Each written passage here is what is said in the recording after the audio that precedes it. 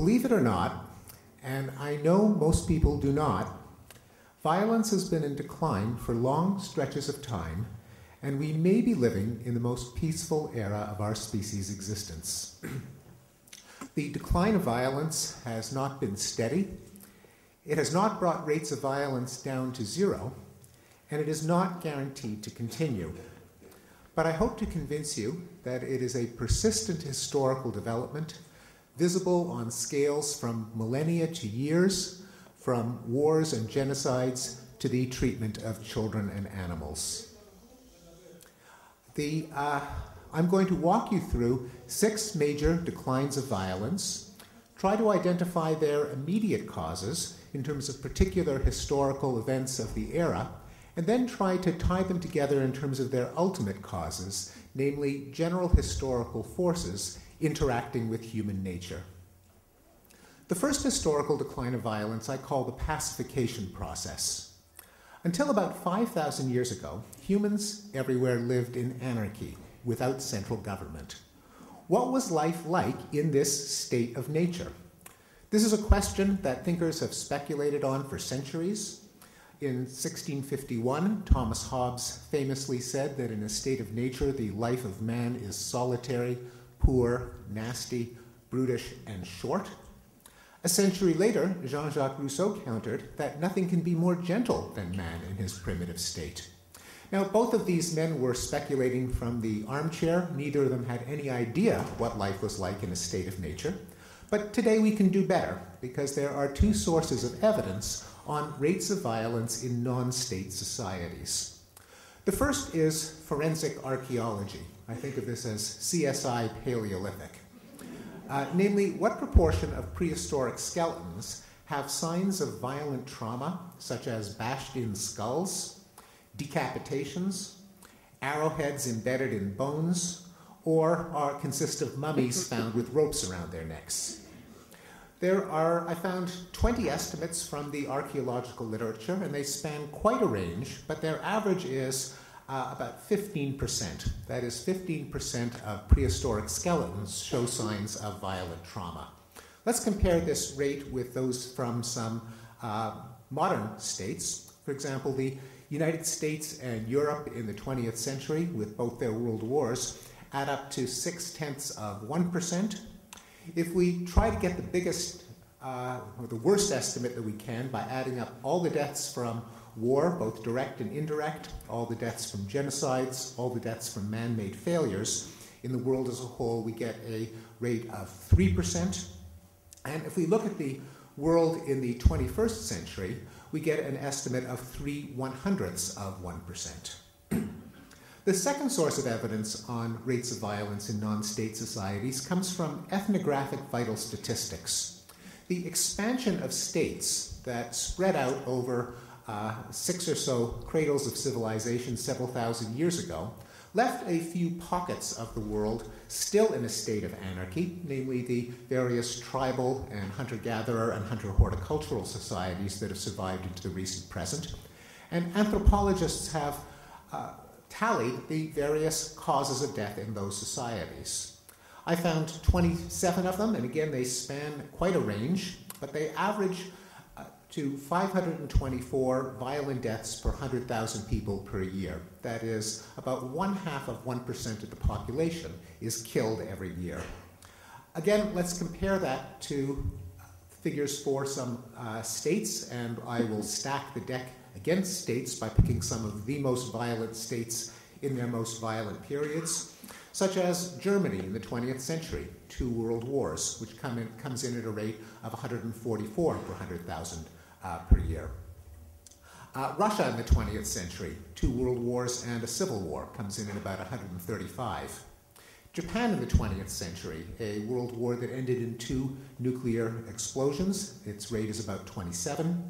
The United States in the 20th century, 2 world wars and at least half a dozen other foreign wars, comes in at a rate of less than 6. The entire world in the 20th century, throwing in all the deaths from genocides and wars and man-made famines, comes in at around 60. And the entire world in the 21st century has a rate of battle deaths of about 3/10 of a death per 100,000 per year. Again, compare all of those to the 524 for non-state societies. So not to put too fine a point on it, but when it comes to life in a state of nature, Hobbes was right, Rousseau was wrong.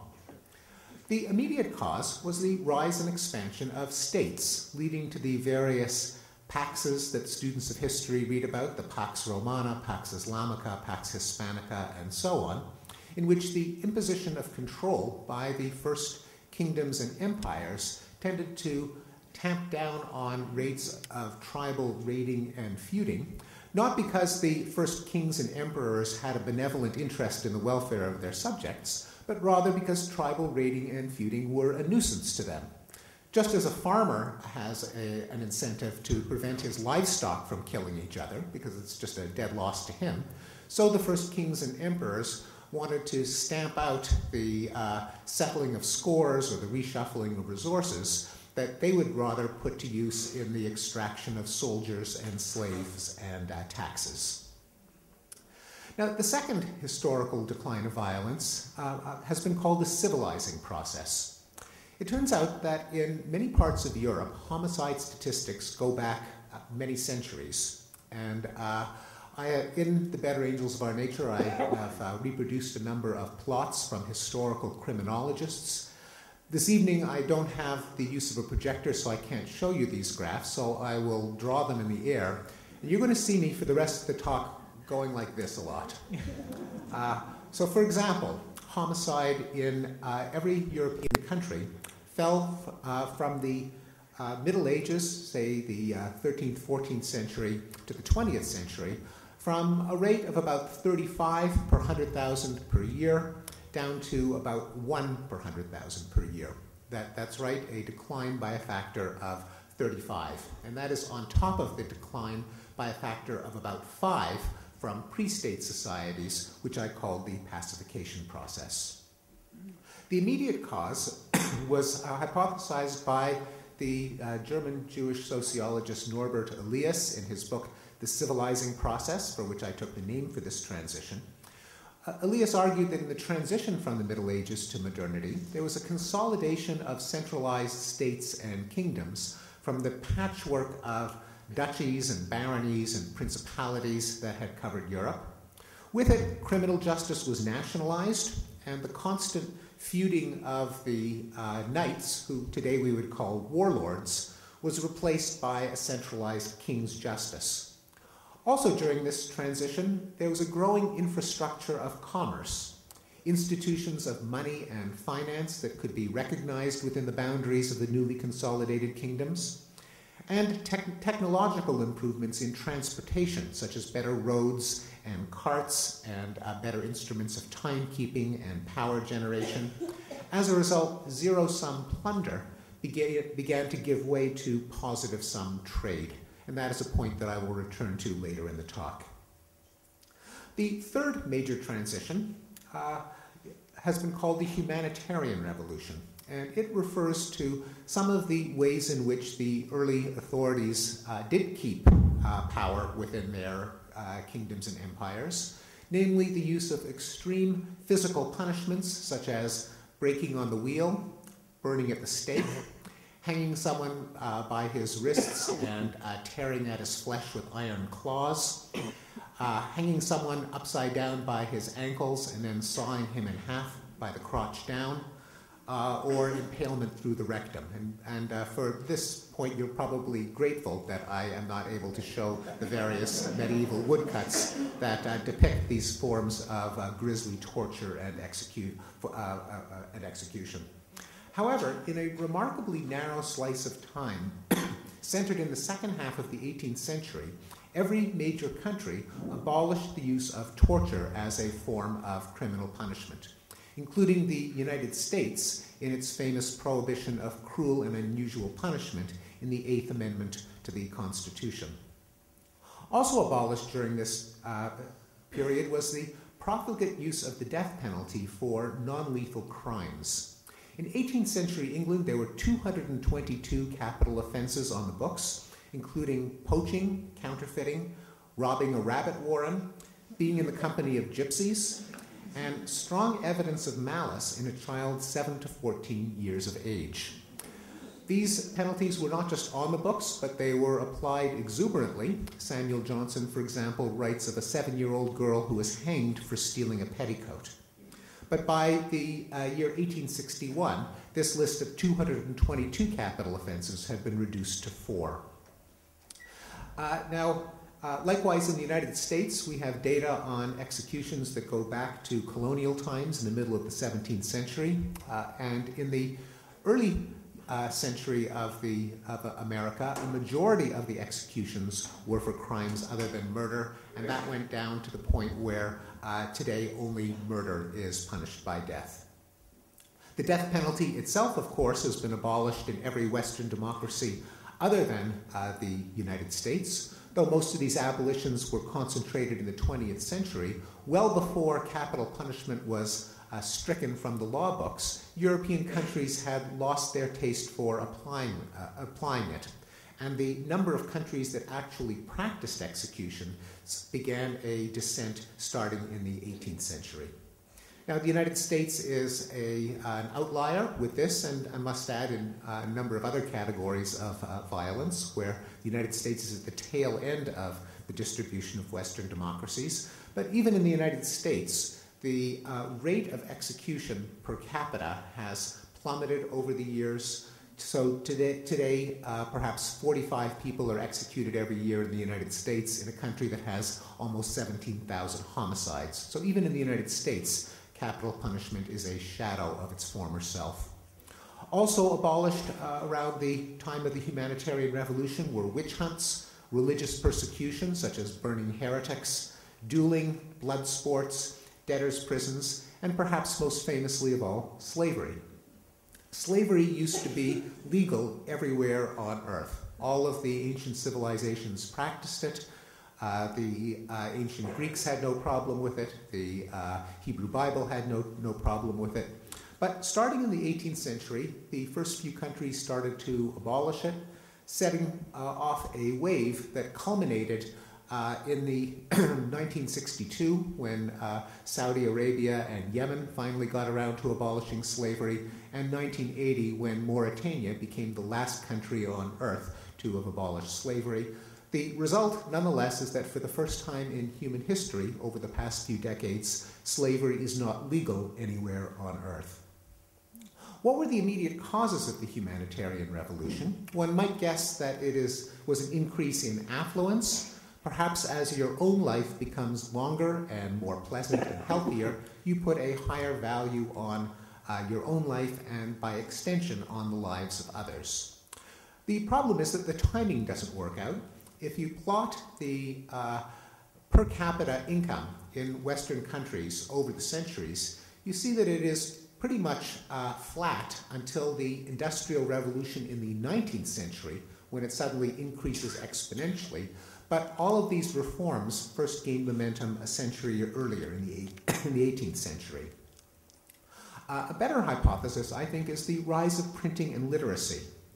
Book production was the only technology that underwent a substantial increase in productivity before the Industrial Revolution. There was an early application of Moore's Law, and efficiency in book production increased steadily from 1500 to 1700. This technology was put into practice, and there was an exponentially increasing number of books published in Europe prior to the 18th century, and there were more people who could read them. It was during the 18th century that, for the first time in history, a majority of Englishmen were literate. Why should literacy matter? Well, it's not a coincidence that this era has also been called the Enlightenment. That is, that knowledge replaced superstition and ignorance. And if through the dissemination of knowledge, people become disabused of notions such as that Jews poison wells, that heretics go to hell, that crop failures are caused by witches, that children are possessed by the devil, which they have to have beaten out of them, that Africans are brutish and only fit for slaves, and so on, then that will undermine many rationales for institutionalized violence. As Voltaire said, those who can make you believe absurdities can make you commit atrocities. Also, literacy is a technology of cosmopolitanism, of the mixing of ideas and people. And it is plausible that as people start to read more, they consume more history, more journalism, even more fiction. They try to inhabit people's minds. They try to imagine what it's like to be someone else. And plausibly, that could decrease the tendency to dehumanize others and increase empathy and decrease cruelty. Perhaps if you're in the habit of imagining what it's like to be someone else, you'll take less pleasure in watching them being disemboweled. The fourth historical decline of violence has been called the Long Peace, and it is relevant to the frequently made claim that the 20th century was the most violent in history. But there are a couple of problems with that claim. The first is that no one who ever makes it cites data from any century other than the 20th, and it's not clear that it's true. For example, the 19th century, which is often held up as a period of relative peace, and indeed, in Europe, there were several blocks of a few decades of peace in which there was a lack of major war. On the other hand, if you step back and you look at the century as a whole, and you look at the world as a whole, it's not so clear that the 19th century was all that peaceful. It began with the Napoleonic Wars with 4 million deaths, one of the worst wars in European history. In China, it witnessed the Taiping Rebellion, the most destructive civil war in history with 20 million deaths. The United States had its most destructive war, the American Civil War, with 650,000 deaths. In Africa, the conquest of Shaka Zulu resulted in 1 to 2 million deaths. I don't want to leave any continent out, so there's South America, which had the most destructive interstate war as a percentage of the population in history, the War of the Triple Alliance, which killed 60% of the population of Paraguay. Not to mention African slave-raiding wars and colonial and imperial wars in the Americas, Africa, and Asia, whose death toll we can't even begin to estimate. The second problem with the claim that the 20th century was the most violent in history is that it is certainly true that the Second World War was the deadliest event in the human experience in terms of the absolute number of people it killed. It's not so clear that it's the deadliest event as a proportion of the world's population, because remember, the 20th century had more people than any previous century. A man named Matthew White, who calls himself an atrocitologist, and has a new book called The Great Big Book of Horrible Things, has tried to list the 100 worst things that people have ever done to each other that we know of. I've taken his data and I have plotted them from the year 500 BCE to 2000 CE, and they form a cloud of atrocities that are pretty much evenly distributed over 2,500 years of human history. Now, as you get closer to the present, you can start, instead of just plotting the 100 worst list, you can plot continuous lines with deaths from particular categories of violence.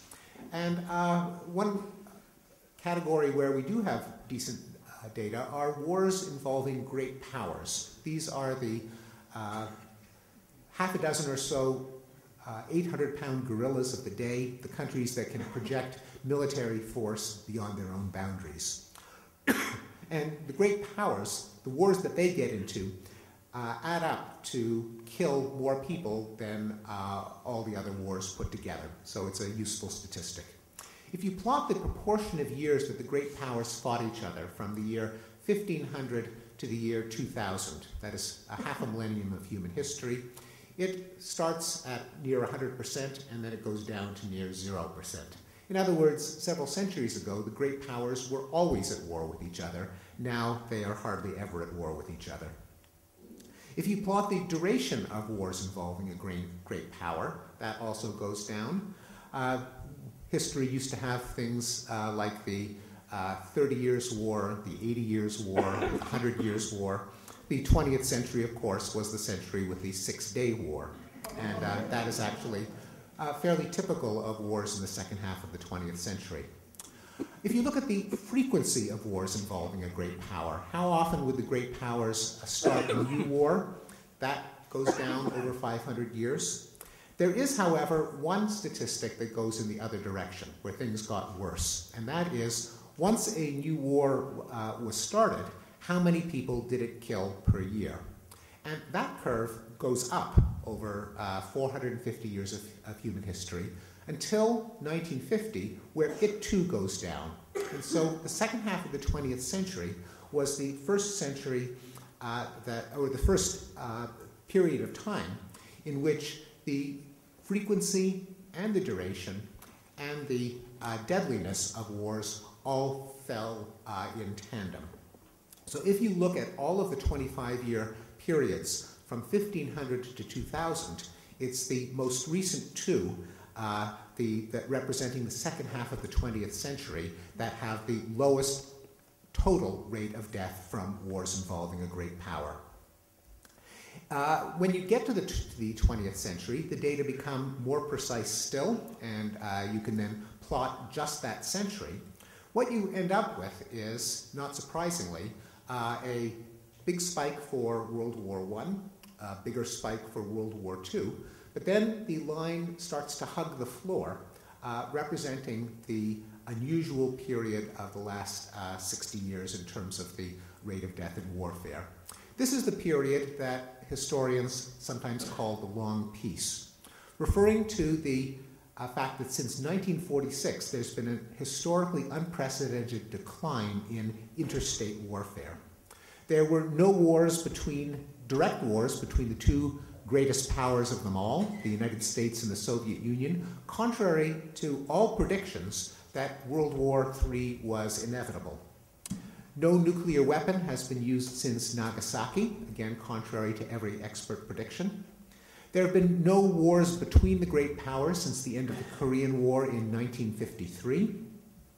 There have been no wars between Western European countries since 1946, a fact that almost seems boring and banal, like, well, of course, no one would ever expect, say, France and Germany to fight a war. But needless to say, this is a very unusual state of affairs. Prior to 1945, Western European countries started 2 new wars a year for 600 years. As of 1945, that went to 0. And there have been no wars between developed countries. If you look at the 45 countries with the highest GDP per capita, no 2 of them have gone to war with each other since 1946. Again, a fact we almost take for granted. Oh yeah, wars are things that involve at least one country from the developing world, but that too is an unusual state of affairs in history. Well, now what about the rest of the world? I've talked about the great powers, I've talked about Western Europe, I've talked about rich countries, but what about the world as a whole? If you look at the world as a whole since 1946, you see that there were far fewer interstate wars with a government on each side. However, there was an increase in the number of civil wars, mostly when newly independent states with inept governments fought off guerrilla movements, both sides armed and egged on by the Cold War superpowers. However, even that category of war, the Civil War, reached its peak around 1990, and with the end of the Cold War, the number of civil wars has fallen as well. Now, the crucial question, of course, is not just how many wars have there been, but which wars kill the most people, because it would certainly not be a sign of progress if we simply replaced wars between governments with wars within a country.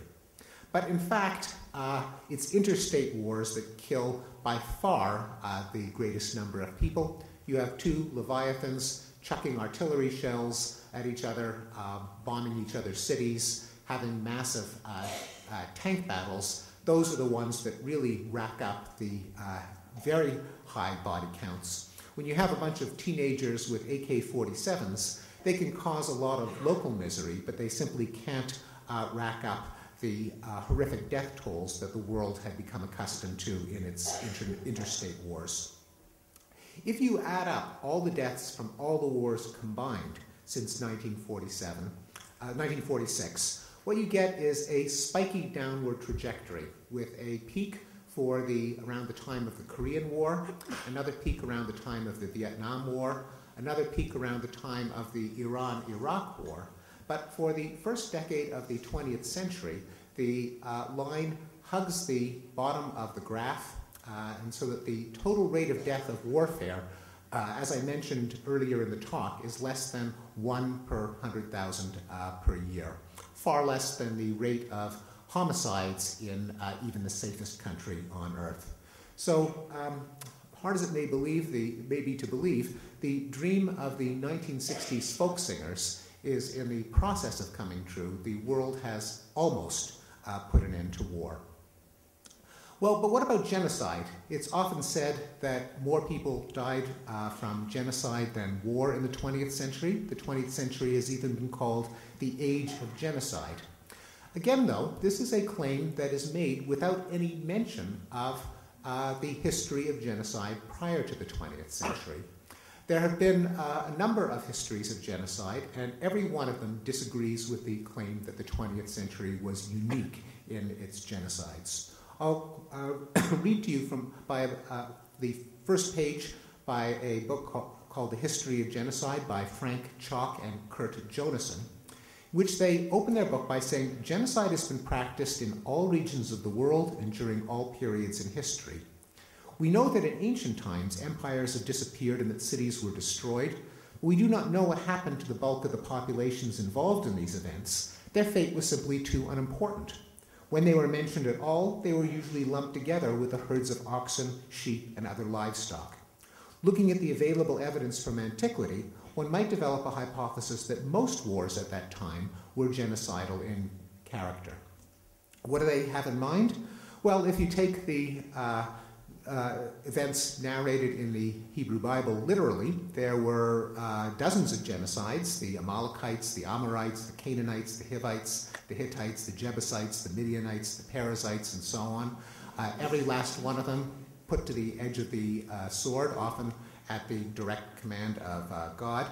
Now, I don't believe that these genocides actually happened. On the other hand, they do record a common practice of the era and a common attitude of the era. Namely, there isn't anything particularly wrong with genocide as long as it doesn't happen to you. More historically realistic, though, are the genocides by the Athenians in Melos, by the Romans in Carthage, the Mongol invasions, the Crusades, the European wars of religion, and the colonization of the Americas, Africa, and Australia. Well, granted that genocides took place in prior centuries, what was the trajectory of genocide in the 20th century, the only century for which we have continuous enough data that we can plot a curve? And in particular, do the genocides in Bosnia and Rwanda mean that nothing has changed, that the world has learned nothing since the Holocaust? Well, again, I tell my story in graphs, and I have a plot of the rate of genocide in the world in the 20th century, and there's no question that things got worse up through the 1940s, and there is a kind of a staircase curve that reaches its peak in the 1940s. However, the curve then plummets downward, and for the last 15 years, we've been living in a time, even with the Rwanda genocide, of a historically low rate of deaths across the world in genocide. Well, what were the immediate causes of the long peace and this more recent development that I call the new peace? Well, an early prediction comes from an essay by Immanuel Kant called Perpetual Peace, in which he argued that democracy, trade, and an international community were all pacifying forces. More recently, the political scientists Bruce Russett and John O'Neill have tested Kant's hypotheses quantitatively in a large data set of military disputes, and they found that indeed all three of those factors increased in the second half of the 20th century, and all of them are statistical predictors of peace. So in the second half of the 20th century, the number of democracies has gone up and now by far outnumber the number of autocracies. International trade skyrocketed after the end of the Second World War. And membership in intergovernmental organizations also showed an increase, and all of them predict a lower probability of a military dispute. The sixth historical decline of violence I call the rights revolutions. The decline of the targeting of violence on smaller scales directed against vulnerable segments of the population, such as racial minorities, women, children, homosexuals, and animals. The civil rights movement in the United States put an end to the practice of lynching, in which communities would round up an African American and hang him from a tree or burn him alive, which took place at a rate of about 150 per year in the late 19th century. By 1950, that had gone down to 0. The number of hate crime murders of blacks has gone down since they were first measured. The kind of racist attitudes that resulted in outbreaks of violence, such as, do you believe that black and white children should go to separate schools? Would you move away if a black family moved in next door? Over the last 60 years, those have fallen into the single digits, and they're no longer even asked on opinion polls. The women's rights movement has caused an 80% decrease in the rate of rape since it was first measured in the 1970s, a similar decline in domestic violence, and a sharp decline in the categories of uxoricide, the murder of wives, and mariticide, the murder of husbands. The children's rights revolution has seen a decline in the number of states that allow corporal punishment in schools, such as strapping and paddling. In every Western nation, the approval rate and the practice of spanking or smacking children has gone down. And rates of child abuse, both physical and sexual, have gone down, as has victimization of children by other children in the schoolyard. The gay rights revolution has seen a decrease both within the United States and worldwide in the number of states that have decriminalized homosexuality. There's been a decrease in anti-gay attitudes, such as whether homosexuality is morally wrong, and a decrease in hate crime assaults against gay people. Finally, the animal rights movement has seen a decrease in hunting, an increase in vegetarianism, and a sharp decrease in the number of motion pictures in which animals were harmed. Well, all of this now raises the question of why has violence declined on so many scales of time and magnitude? One possibility that I consider in the book is that human nature has changed, and that our inclinations toward violence have literally been bred out of us and have declined because of Darwinian natural selection. Well, this is possible, but I consider it rather unlikely. For one thing, we still have robust evidence of violence in children. A substantial proportion of 2-year-olds kick, bite, and hit without needing any encouragement. And play fighting among boys is one of the most robust sex differences across human cultures. Grown-up boys take plenty of enjoyment in vicarious violence, and in fact, both sexes spend a considerable amount of their free time and disposable income enjoying such genres of violent entertainment as murder mysteries, Greek tragedies, Shakespearean dramas, video games, and movies starring Mel Gibson. And then there's the question of homicidal fantasies. A number of psychologists have posed the following question to their subjects. Have you ever fantasized about killing someone you don't like? Say a romantic rival or someone who's humiliated you in public. The results are that about 15% of women and a third of men frequently fantasize about killing people they don't like. And more than 60% of women and 75% of men at least occasionally fantasize about killing people they don't like. Well, what does this say about our species? Well, it says that about 40% of women and 25% of men are liars.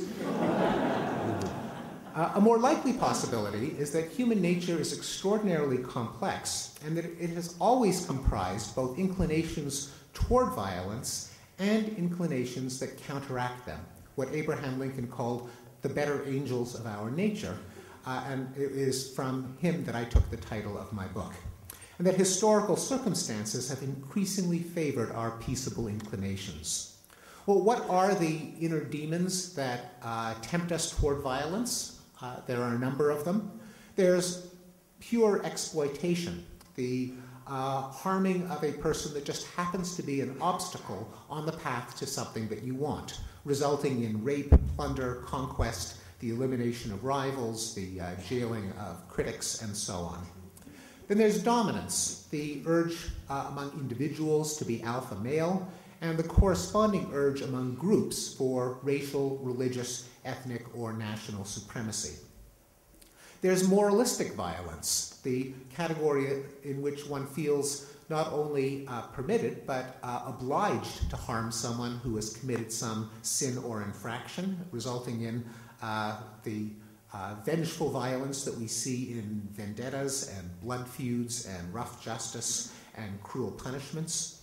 And finally, there are ideologies that contribute to violence, not at the level of an individual, but at the level of a society, when a toxic idea proliferates and manages to infect an entire society, as we see in militant religions, in extreme nationalism, in Nazism and communism, which justify violence by a kind of pernicious cost-benefit analysis, by holding out the hope of a utopia, a world that will be infinitely good forever. Well, if you believe that we can attain a world that will be infinitely good forever, then how much violence are you entitled in order to bring that state to Earth? Well, as much as you want, and you're always ahead of the game. As the old Stalinist cliche had it, you can't make an omelet without breaking a few eggs, ignoring the fact that human beings are not eggs. Also, let's say that you announce your grand vision of a perfect world, and there are some people who just don't go with the program. They stand in your way. How evil are they? They're the only things that are preventing an infinitely perfect world from coming to Earth. Well, you do the math. They are arbitrarily evil and hence deserving of arbitrarily severe punishment, which is why, ironically, it's often the utopian ideologies that have contributed the highest violent death tolls in human history. Well, what do we have on the other side to counteract these inner demons? What are the better angels of our nature? There's self-control, the ability to anticipate the consequences of behavior and inhibit your violent impulses. There's empathy, the ability to feel others' pain. There's the moral sense, intuitions of fairness. And then there's reason, the ability to engage in objective, detached analysis. The final question then, given this very quick tour of the psychology of violence and nonviolence, is what changes over the course of history that can favor our better angels? The first possibility is that Hobbes got it right when he called for a leviathan, a state and judicial system with a monopoly on the legitimate use of force. The reason is that a disinterested third party can impose penalties on aggression and hence eliminate the incentives for exploitative attack. That calms everyone down because not only are you deterred from aggression, but you know that your neighbors are deterred as well, and so that reduces the need for a preemptive attack to wipe them out before they wipe you out. It reduces the need to maintain a belligerent stance of deterrence because you've outsourced your deterrence to the state, and it removes the obligation for violent revenge because the state settles your scores for you. The reason that having a third party mete out justice can reduce violence is that it circumvents the self-serving biases that our species is prone to. Many experiments in social psychology show that in any act of harm, both sides are convinced that their own aggression was justified retaliation, but the other guy's aggression was naked, unprovoked attack.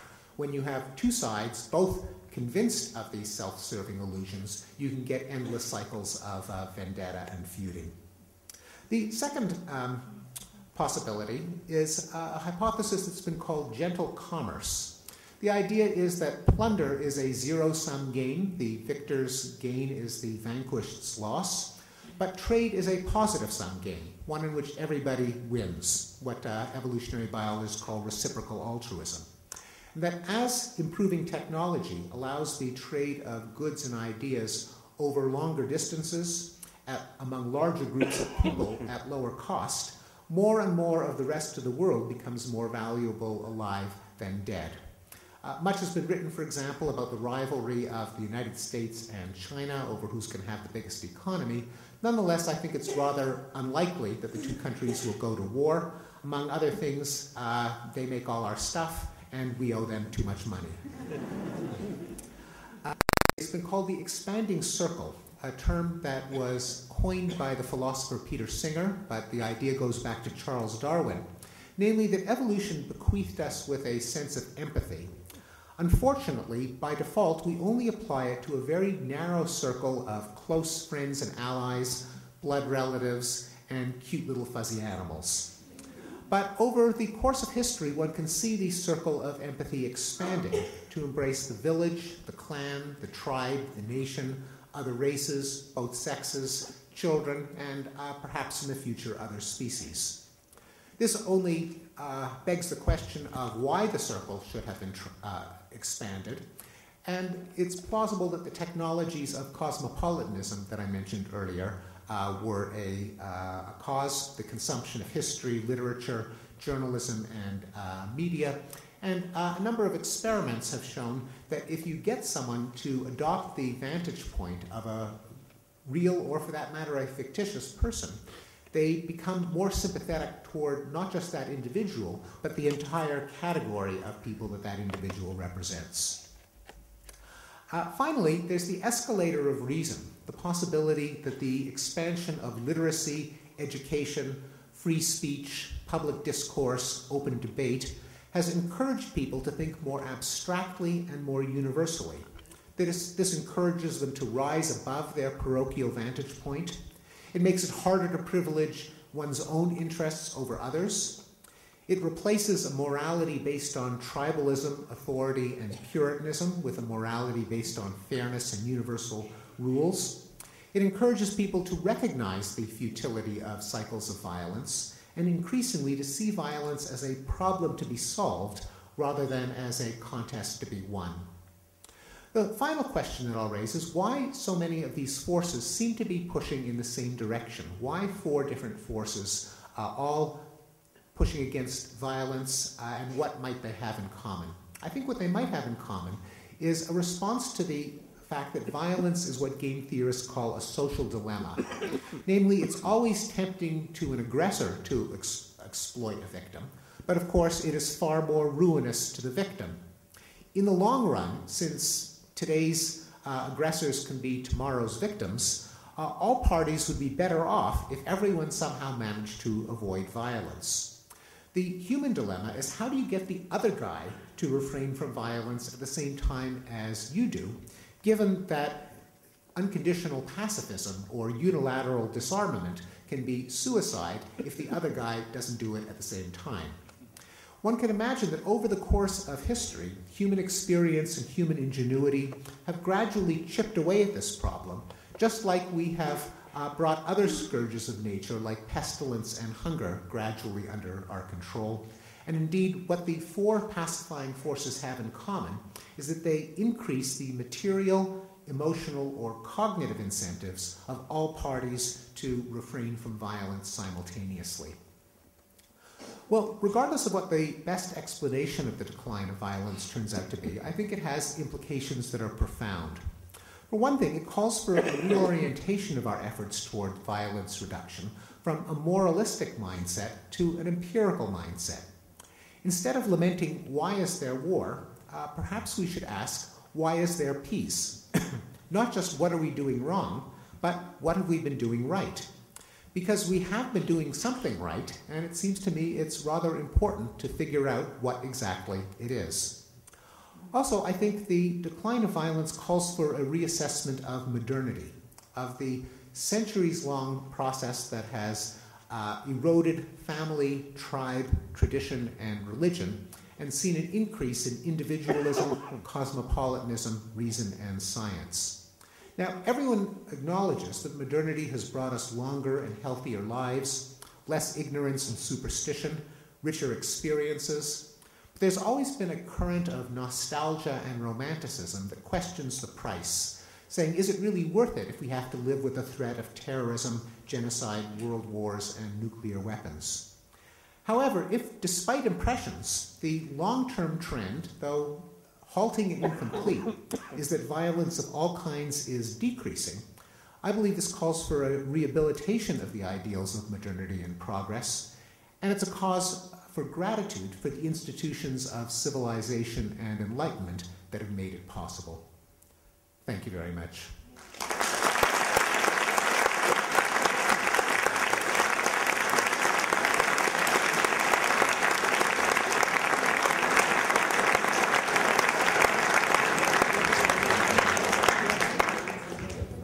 Okay, we're going to take 30 minutes now for questions and discussion.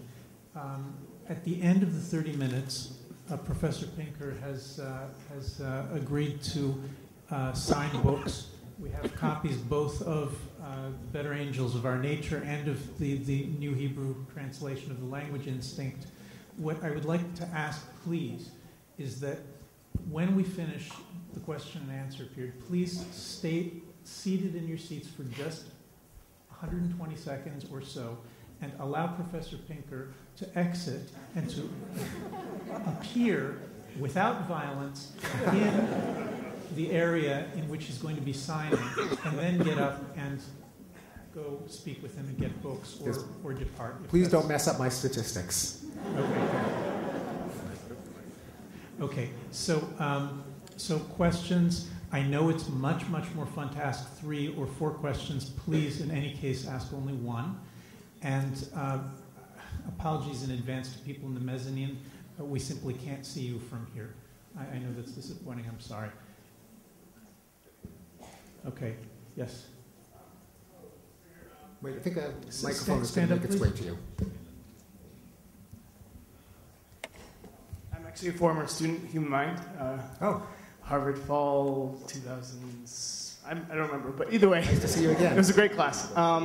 And I think my question is, I think there's an irony, because you mentioned technology as a major element in improving the situation towards nonviolence. But with the Industrial Revolution, there's obviously the ominous threat of cataclysmic climate change results. And if there is a cataclysmic result of this, something that is not particularly any of our fields here, we'd have to ask people what exactly will happen with the climate change. But if there is a cataclysmic result, all these graphs will have a very, very different end. They'll have a very downward slope and a very upward slope of man-made death tolls. And I'm wondering, is there an irony in that? Is there a thought about that? Does that change the calculus in any way? Yeah. Well, I have a discussion in the book of the various scenarios that could cause it all to unravel, and I do talk about climate change.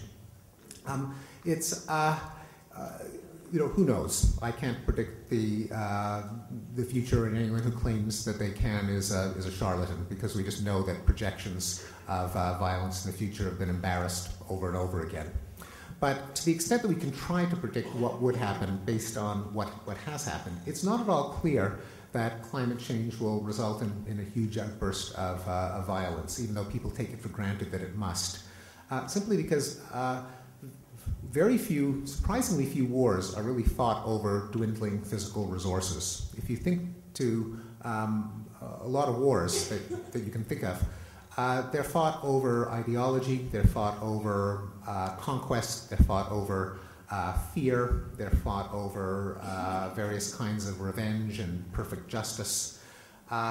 Statistical studies that try to correlate the climate stress at time 1 with war at time 2 often find zero correlation. And at first you might think that's shocking. How could that possibly be? But then you think, the American Dust Bowl in the 1930s, it led to a lot of misery, but there wasn't a civil war in the United States. When the United States did have a civil war, it wasn't over climate stress, it was over something completely different, states' rights and slavery. Likewise, there have been horrible natural disasters, the tsunami in Southeast Asia a couple of years ago that resulted in very close to zero violence. Whether climate stress and migrations lead to violence is itself an empirical question. And it's entirely possible that climate change, even if it is a terrible event causing a great deal of human misery and waste, the misery may not come from organized armed conflict, which requires some political unit to make the decision to launch a war. So I would not rule it out, but I don't think that it's in the cards, even if unpleasant climate change has a very high probability of occurring. David Chalmers?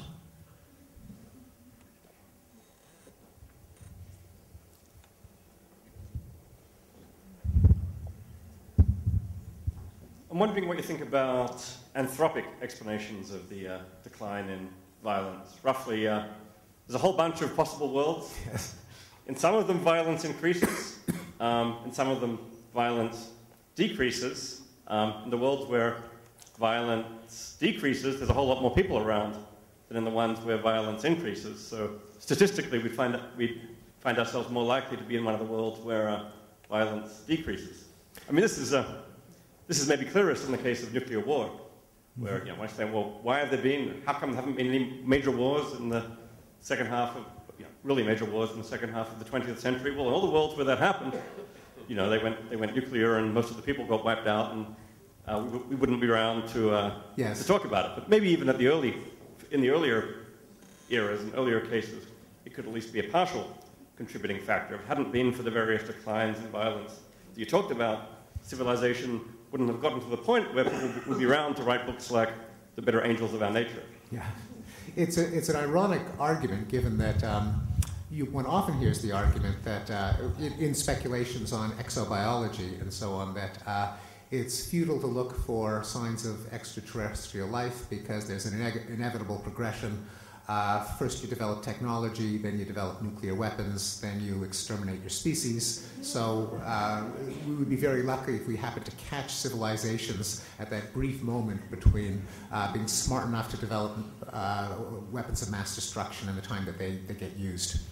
I think too many imponderables.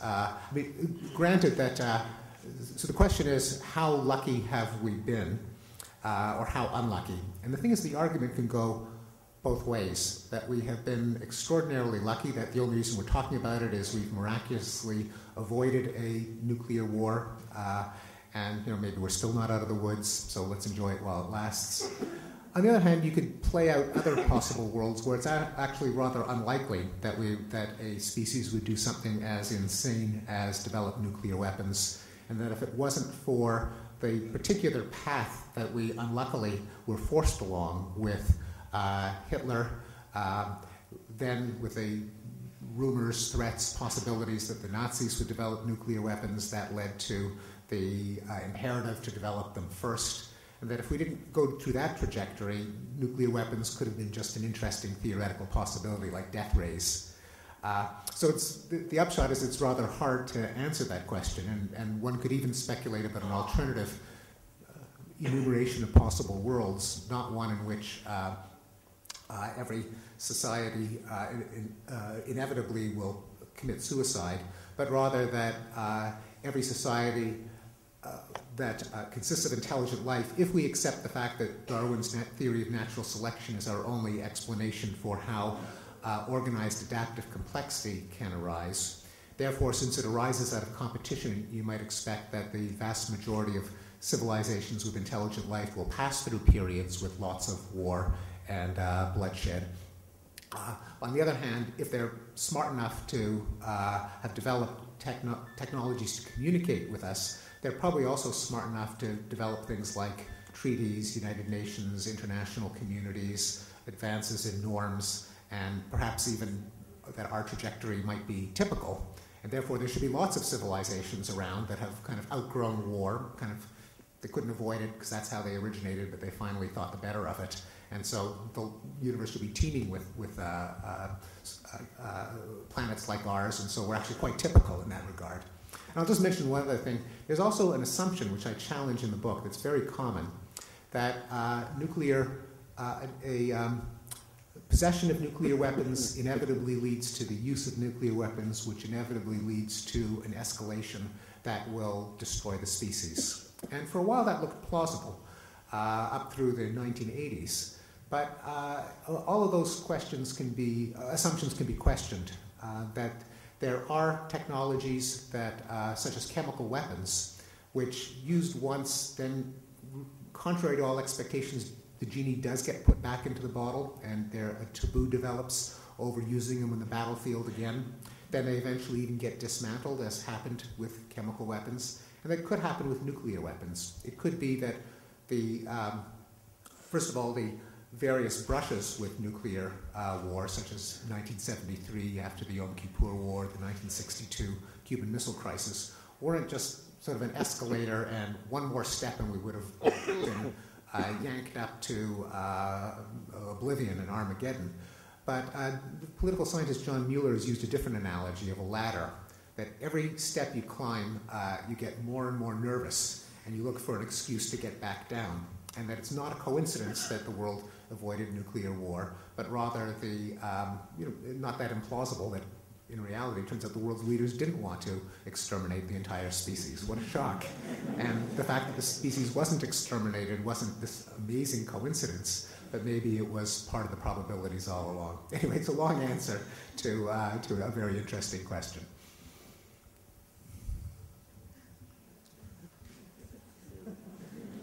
No, it's just interesting that we're here to talk about war, and only men want to ask questions about it. Gentleman in the front.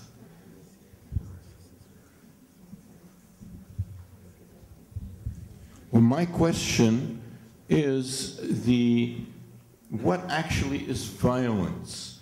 For example, if we take a criteria, that the ultimate criteria is the well-being of a maximum number in the total population of humans, then are not the differentials in well-being today that exist in the world an example that violence has simply morphed into something which is not direct violence, but indirect violence?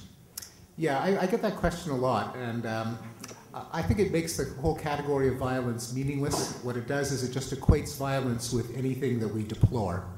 And admittedly, I did not write a book that everything bad is in decline. I think there is a sensible category of violence, which I define as the application of force against a living thing, whether it be by an individual or a group.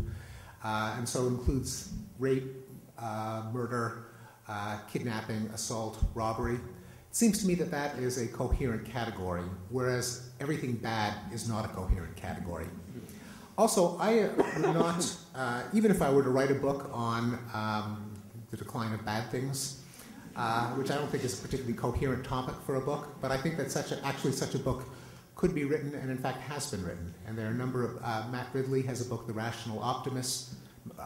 Charles Kenny has a book, Getting Better, that if you look at other indices of human flourishing and misery, such as infant mortality, such as longevity, such as years of education, they've been going up. So together with the fact that we're much less likely to be victims of violence, we're also, as a species, living longer, better educated, and more likely to survive our first year of life. So I think that things are getting better in those regards as well, but I'm happy to restrict violence to what the dictionary calls violence. Okay, gentleman in the far back there. Yes, that's you. So with regard to the World Wide Web or global telecommunications technology, it seems like on the one hand it creates the greater... Could you speak into the microphone, please? We just can't... With respect to the World Wide Web and the global communications technology, it seems like it does create greater circles of empathy and cosmopolitanism, as you mentioned, but it also seems to have the other effect, that it creates a myopic dissemination of news, particularly to those people who have what you described as sort of a utopian idealism, or fanaticism might be another word for it.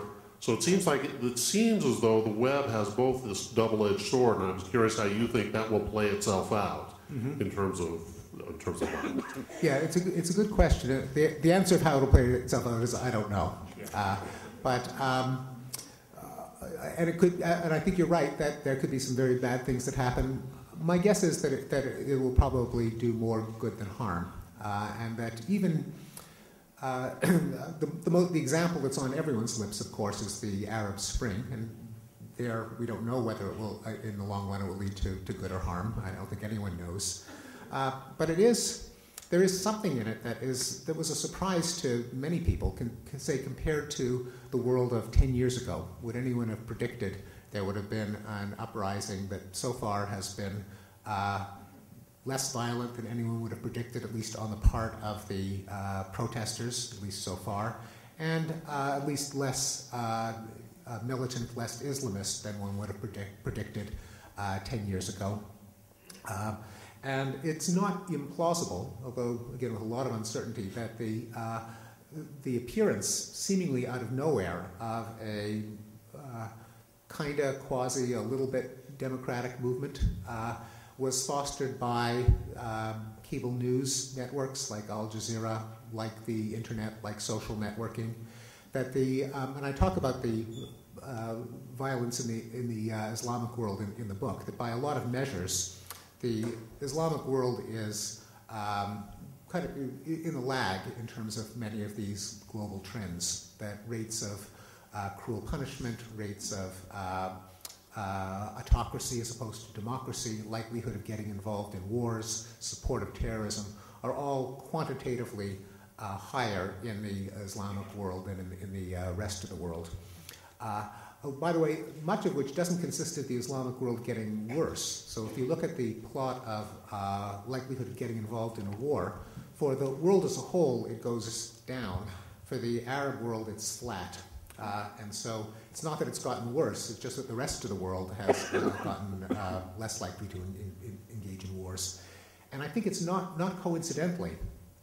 By many measures, the Islamic world, particularly the Arab world, has been particularly insular, again, by quantitative measures. So this is not just throwing around insults, but internet connectivity, number of foreign books translated, amount of free indices of free speech, indices of democracy, that there has been quantitatively a greater amount of insularity in the Arab world. But many of the indices, though, have started to change recently, the last 8 years. The rise of Al Jazeera, the rise of internet connectivity. It used to be that until, as of about 2001, 2002, the Arab world had worse internet connectivity than sub-Saharan Africa.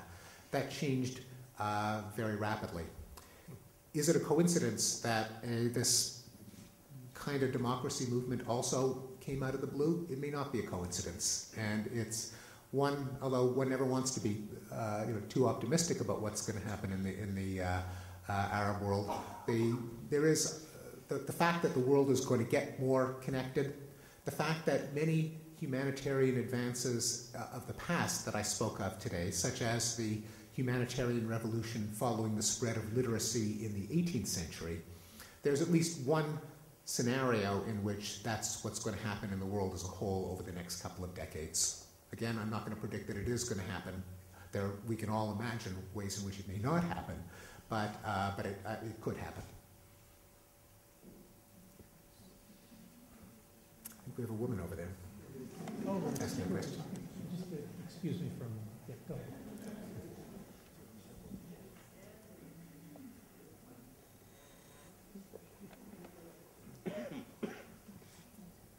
So why are we so inclined to think that the world is getting worse? Is it something that maybe is helping us on this upward trend, that we have this fear of constantly the world going to hell in a handbasket?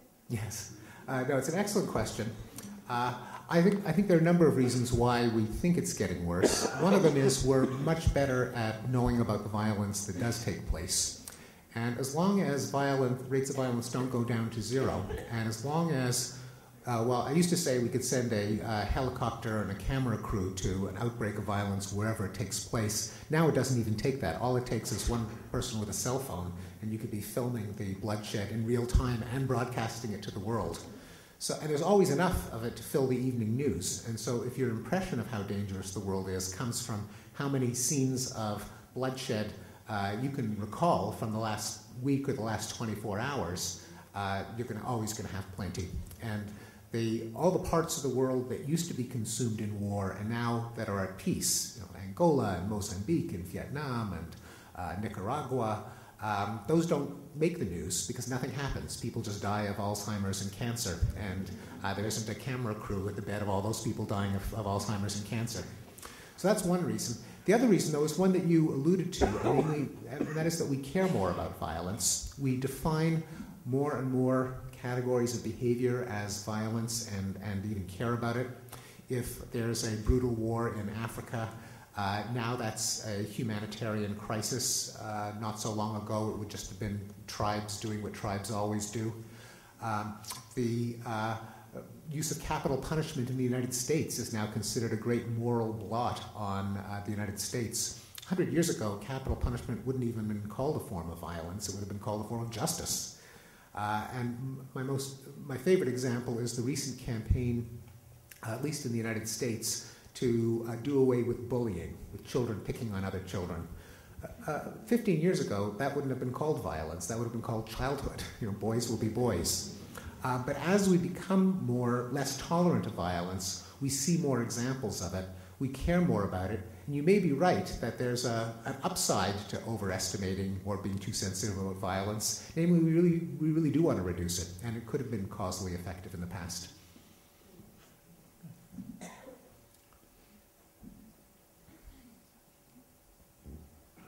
Just a Nietzsche question. So, for him, for Nietzsche, violence, the disposition and the practice was connected in a sort of unholy mix with some rather good things like creativity. So I just wondered if, as violence declines, which seems like a good thing, but I just wondered if there's also maybe some losses. Yeah, it wasn't just Nietzsche. It was actually surprising how many poets, scholars, critics, intellectuals in the late 19th and early 20th century thought war was a really, really good thing. It was manly and invigorating, and if we ever did away with war, then society would become consumerist and materialist and individualistic and effeminate, and you need war to keep the population manly and vigorous and altruistic and sacrificing for the greater good and courageous and all of that stuff. So it was a very popular theory until something happened, World War I. Then I think World War I was partly egged on by the idea that it's good to sacrifice your life for king and country, and the idea of sending waves of soldiers over the top to be gunned down by a machine gun because you're a general and you're bored that morning and you're sick of men sitting around in the trenches, so why not give it a shot? That callousness of the human costs of war and the idea that war is inherently noble, I think met its end around the time of World War I. Do I think it's true? No, I don't think it's true. I think that certainly one form of creativity and nobility and self-sacrifice, namely the pursuit of science, has just skyrocketed since the end of the Second World War. I don't know if there's any index of creativity in terms of how good our novels and paintings and music is. Certainly, there doesn't seem to be any decline in the production of new forms of music over the last 65 years. So yeah, I think we can be plenty creative without having to kill each other. Yeah. Okay, yes.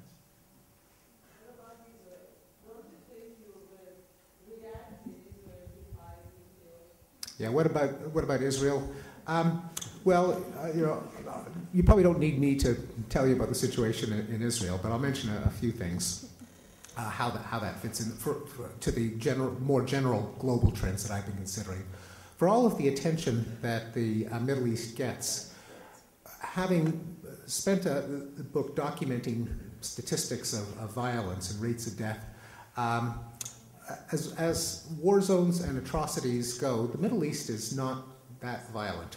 That is, in terms of if you add up the casualties of all the Arab-Israeli wars, they don't come anywhere close to things like Vietnam, Iran, Iraq, the Soviets in Afghanistan.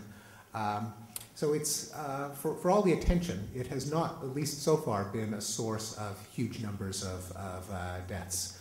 And that's a very good thing, because the whole idea of the State of Israel is that Jews should be at less jeopardy of being killed.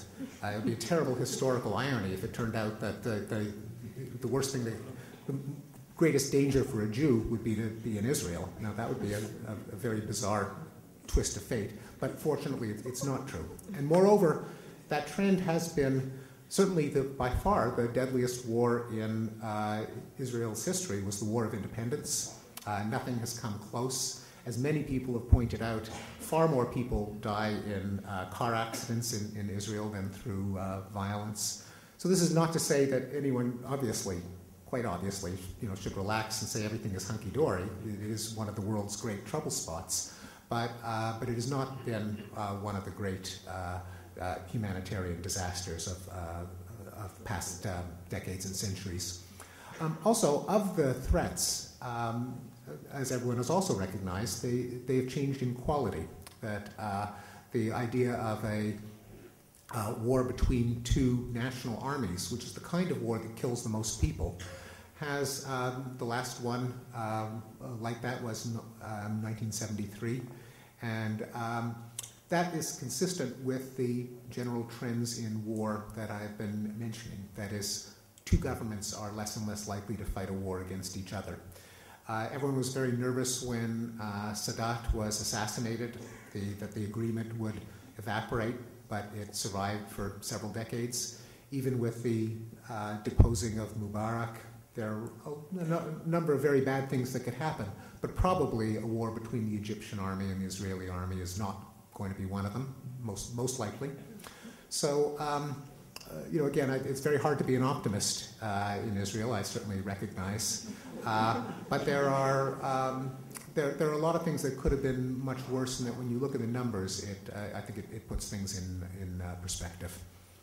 I'll mention one other thing, which is that you can be, there can be a lot of unpleasant surprises, to say the least, and I don't want to predict they're not going to happen. On the other hand, the trends that I write about show that every once in a while you can be really pleasantly surprised. Things come out of the blue. And certainly the agreement between Egypt and Israel was one of them. I don't think anyone would have predicted, even a year before it happened, that you could possibly have Sadat in the Knesset and signing an agreement, and that the agreement would have lasted over several changes in government for many decades. So put yourself back and time travel back to 1977 or 1976. Could you have dreamed that would be possible? Anyone who said it would be, an idealist, a dreamer, a utopian, it just couldn't be, but it did happen. That doesn't mean it's going to happen again, but it does mean that sometimes pleasant surprises can happen. Fellow in the green shirt in the back there.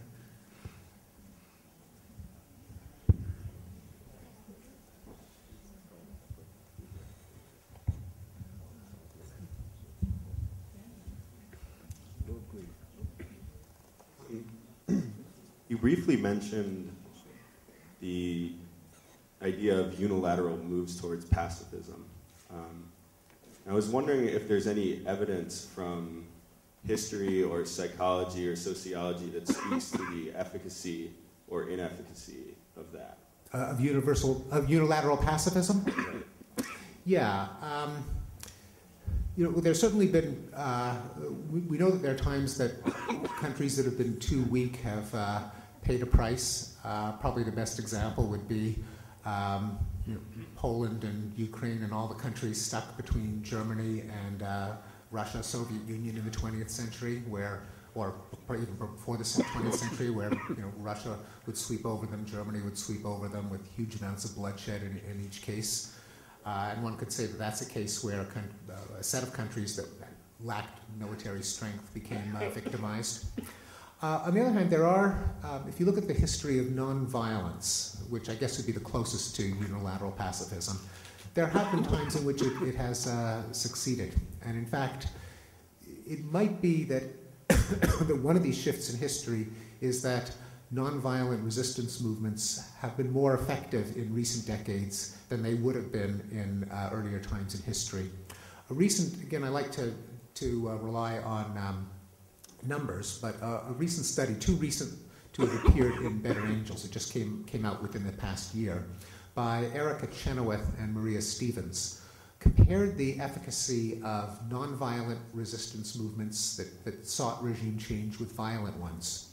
And the numbers are interesting. About 3/4 of, and this is since 1945, so again, it doesn't apply to those earlier periods necessarily, but about 3/4 of nonviolent resistance movements succeed. About 1/4 of violent resistance movements succeed.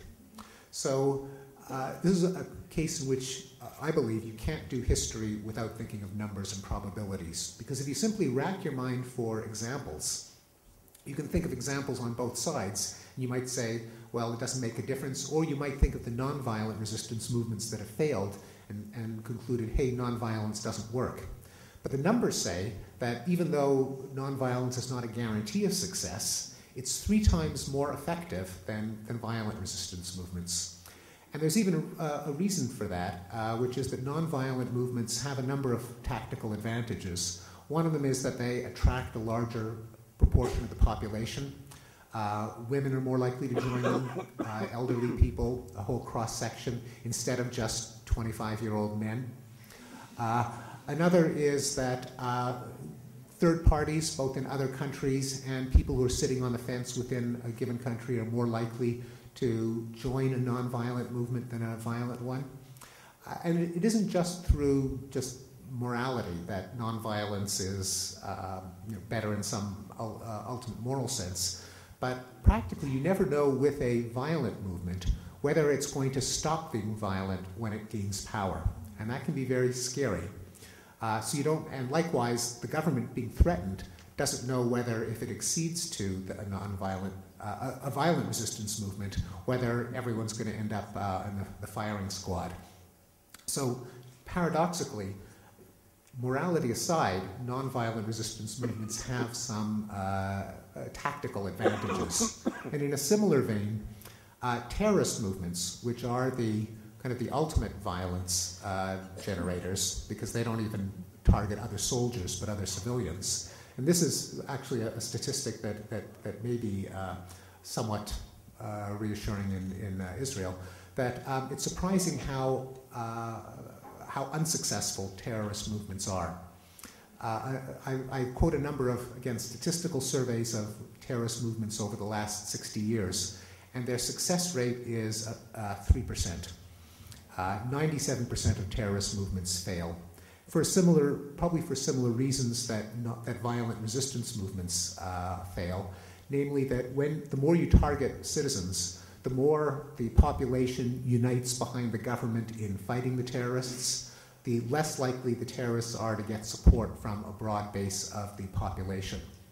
And so if you think of all of the various terrorist movements of the last 40 or 50 years, and at first it might sound surprising. What do you mean 97% of them fail? And by fail, I mean fail at their strategic objections. Not that they get some prisoners released or they get attention, but the goal in their charter gets attained. Well, you think, I mean, it's not just that there's no sovereign state in Palestine, but there is no sovereign state in Quebec. There's no sovereign state in Basque Country. There's no sovereign state in Northern Ireland or Tamil Eelam. Generally, the terrorist movements carry the seeds of their own destruction. And if you look at the world around you, you see remarkably how few changes terrorism has implemented. Okay, it's late. I know there are many, many more questions, but if you do want to step up to Professor Pinker, buy a book, ask him to sign something, then you might be able to slip in a question. So please join me in thanking our speaker for this evening.